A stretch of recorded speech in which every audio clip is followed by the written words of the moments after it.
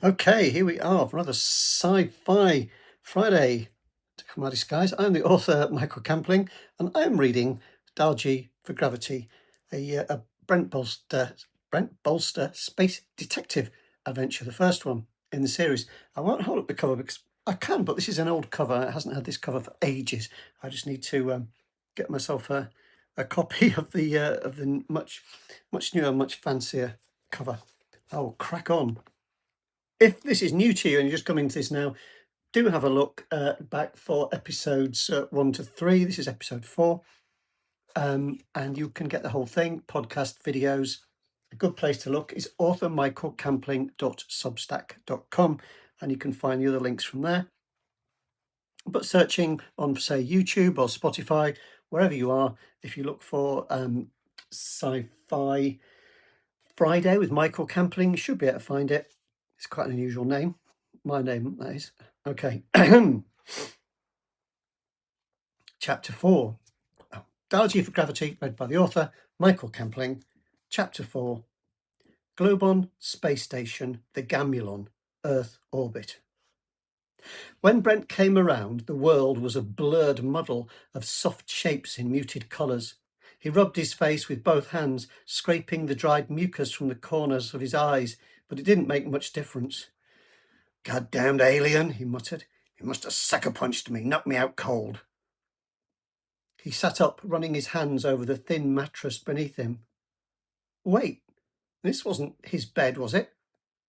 He squeezed his eyes tight shut and pinched the bridge of his nose, trying to force his throbbing headache into submission. It almost worked, and when he opened his eyes, the room resolved into a gloomy cell, its only exit a barred door, and its bare, steel-plated walls spattered with smeared stains. "I sincerely hope that's blood," he thought, and his brain stopped backpedaling furiously and took a faltering step forward. He hadn't been hit, but abducted, zipped from his home and dropped into this filthy dump. His hands went to his throat, but the restrictor collar had been removed. "That's something," he mumbled. "What is?" Brent leaped to his feet, his bleary eyes searching the shadows, but the only light came from the fitful glow beyond the barred door, and the far end of the cell was swathed in darkness. "Who's there? Come out!" "Stay calm, cowboy," a soft voice purred, and slowly a dark shape detached itself from the shadows. "My, you're a delight first thing in the morning, aren't you?" Brent squared his shoulders and sucked in his stomach. The woman was tall, with the build of an athlete, and yet somehow impossibly elegant. Her long, dark hair fell in loose curls around her face in a way that accentuated her finely sculpted cheekbones and dangerously dark eyes. Her dress was long and full, the bodice clinging subtly to her upper body, and the skirt's generous folds hinting at the length of the woman's legs.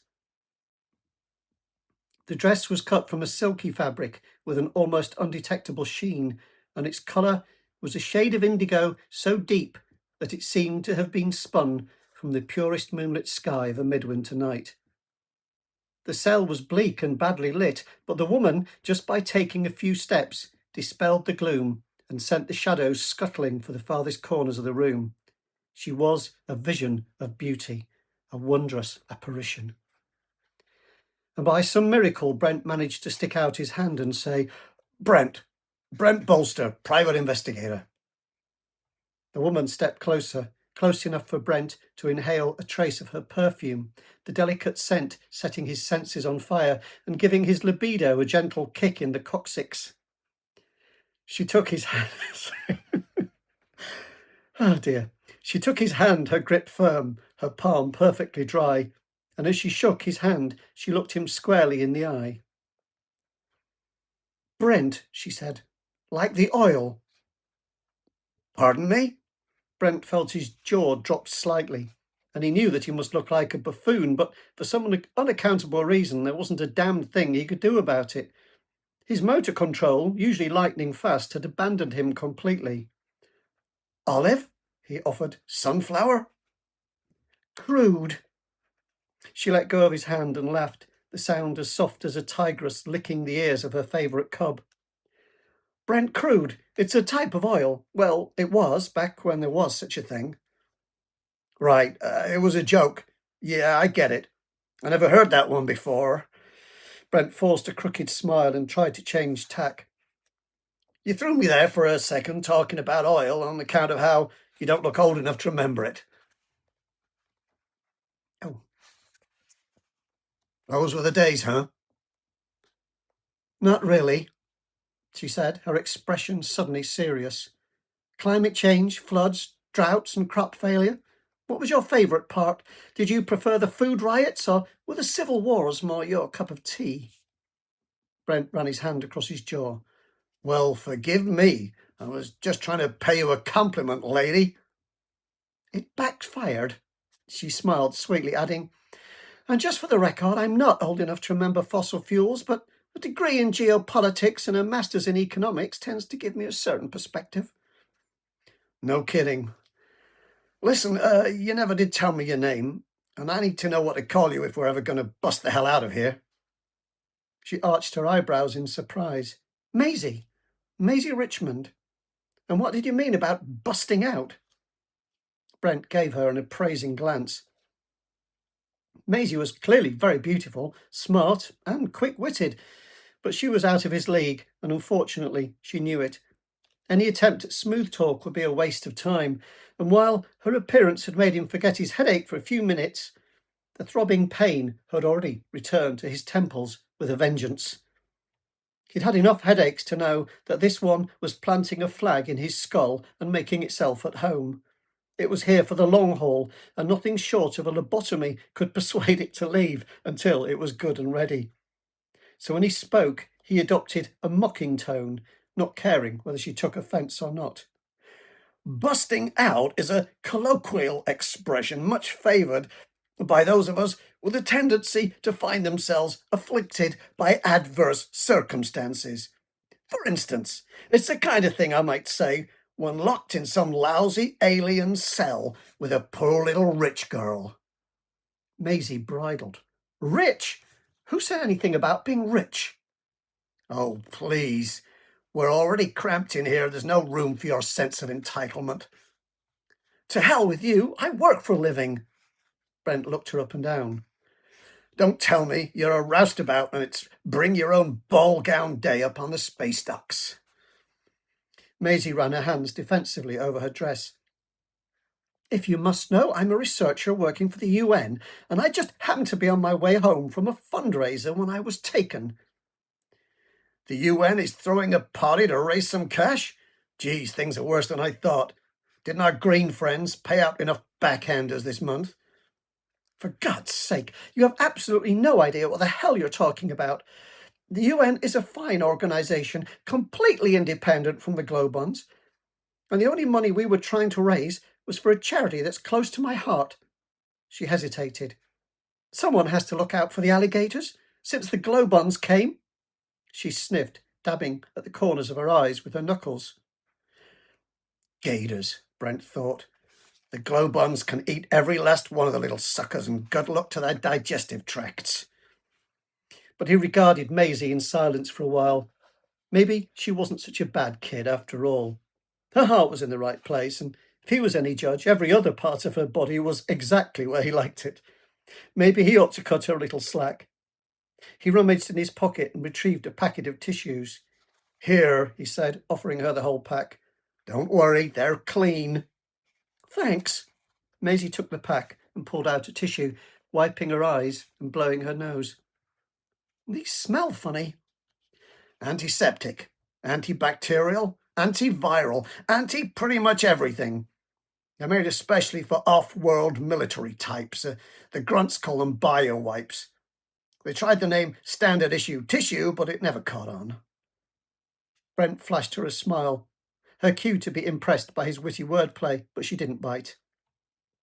Anyhow, they're very effective, very absorbent.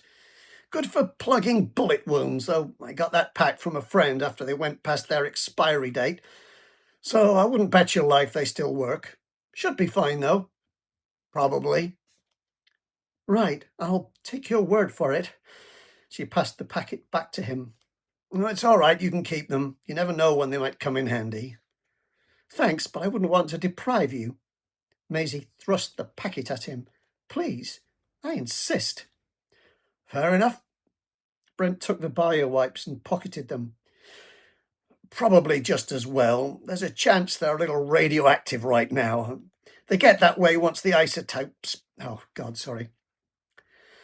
Probably just as well. There's a chance they're a little radioactive right now. They get that way once the isotopes break down or something." He caught the full force of Maisie's incredulous glare and shrugged his shoulders.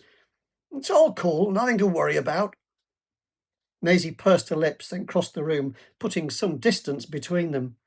She leaned her back against the wall and stared into the middle distance, her expression blank. "I get the message," Brent thought, and he made a move of his own, strolling up to the door and wrapping his hands around two of the bars, giving them an experimental tug. The bars were solid steel, over an inch thick and firmly welded in place. Old Earth tech, he thought. Practically antique. I would have expected something fancier. The prison cell was like something from an old movie. There wasn't even an electronic lock on the door, just a simple handle and a hole for an old-fashioned key. Brent tried the handle, willing it to turn. He could almost hear the satisfying clunk it would make, the slow groan from the hinges as he swung the door open, the hug Maisie would give him when he set her free. God damn it! The handle wouldn't budge, and his daydream came crashing down. Right, new plan needed. Maisie let out a snort. That was your first plan? To stroll up and open the door? Didn't you think I'd have tried that already? Never overlook the obvious, Brent said. It's often the simplest things that come through. Lucky for you. Right. Brent nodded, then realized she'd just insulted him. Very funny. But at least I'm taking a look around. It's got to be better than just standing there waiting for the green guys to come and take us. Whatever. Maisie heaved a sigh. I wouldn't make too much noise, though. There was a guy in here earlier. There was a guy in here earlier, and while he was sleeping it off, he kicked up a fuss. He screamed, shouted, kicked the door. They didn't like it. What happened? Maisie pushed herself off from the wall and walked slowly toward him. Take a guess. Do you see him here? They came for him? 3 of them, armed with those shiny pistols they have. Parton guns, Brent said. Kind of a ray gun. They might look like toys, but they pack a punch you wouldn't believe. So much as touch that beam with your pinky, and all of a sudden, you can only count up to 9. Maisie looked down her nose at him, her eyes cold. They didn't fire a shot. The guy took one look at them and went down on his knees, begging for his life. But they just took him, picked him up and dragged him away. And from the look on their faces, I'd guess they weren't taking him out for ice cream. Brent set his jaw. There wouldn't be much he could do if 3 goons armed with parton guns came to grab him. But he'd be damned if he'd go without putting up a fight. How about this? You go to the back and pretend to be sick. Make like you're throwing up or something. I'll stand all quiet, and when they come in, I'll jump them. It won't work, Maisie said. The Glowborns are too cautious to be taken in by such a simple trick. And anyway, I think it's too late. What do you mean? Brent asked. But he didn't wait for a reply. He cocked his ear and knew exactly what Maisie had just heard. Beyond the door, an unmistakable sound reverberated along the bleak corridor, the noise echoing from the smooth metal walls, the rigid rhythm of boots thudding against the floor. At least 3 goons, Brent decided. Maybe more. And there was no doubt about which direction the Globon troops were marching. The sound grew steadily louder, thundering through the forbidding corridor, every pounding footstep vibrating in Brent's chest. They were coming. And since Brent had heard no trace of any other prisoners nearby, he knew they were coming for him. Okay, that was a clip from Dial G for Gravity by me, the author Michael Campling. putting these clips together because I tried to do an extra chapter and it was too long, too much reading in one go, and I was making too many mistakes. So I'll start afresh with the next chapter next week on Science Fiction Friday. So do look out for Sci-Fi Fridays on Substack, on YouTube, on anywhere you get your podcasts. I really hope you're enjoying them. I do my best with the readings. I know there's mistakes, but they are recorded as live for real author authenticity. You know I'm not an AI because I keep getting things wrong. Okay, human narration. And I'm not a narrator or anything, you know, so they do a much better job. This, I hope, is a bit of fun, getting the author to read it. And I hope it was interesting for you. The book, Dial for Gravity, ebook, is available at local libraries. You may have to order it, but ask about it. And on Amazon, it's also in Kindle Unlimited, so you can read it for free if you are a member of that. Paperback, you should be able to find that in various places. It should definitely be on Amazon. And I hope you like it. And there are other readings if you want to see me reading more. There are several each week. There's Mystery Fiction Monday, Time Travel Fiction Tuesday, Thriller Fiction Thursday, and Sci-Fi Friday. And I'm going to make it on Substack now that all those emails aren't sent out. There'll be like one a week with links to each one so people can choose what they see and hear. And obviously, podcast apps are easier because each one is a separate podcast. I don't know if I've always made that clear, but if you look in podcasts for Sci-Fi Friday with Michael Campling, that should be enough to find it. And the other ones, Mystery Fiction Monday, separate podcast, and so on. Time Travel Tuesday and Thriller Fiction Thursday. But if you look for my name, you should be able to find them. There's also a separate author podcast, but I don't tend to put much on that these days. There are some older episodes you may be interested in, and I will try and get that going. Maybe that's what I can do on Wednesdays, brighter Wednesdays. I don't know, we'll see. Okay, thanks very much for watching and or listening. Always lovely to have subscribes, likes, shares, follows. If you enjoyed it, if you know somebody else who might enjoy it, maybe you could tell them about it. Otherwise, I'll sign off. Hope you have a great weekend. Happy reading. Take care, and I will talk to you again soon.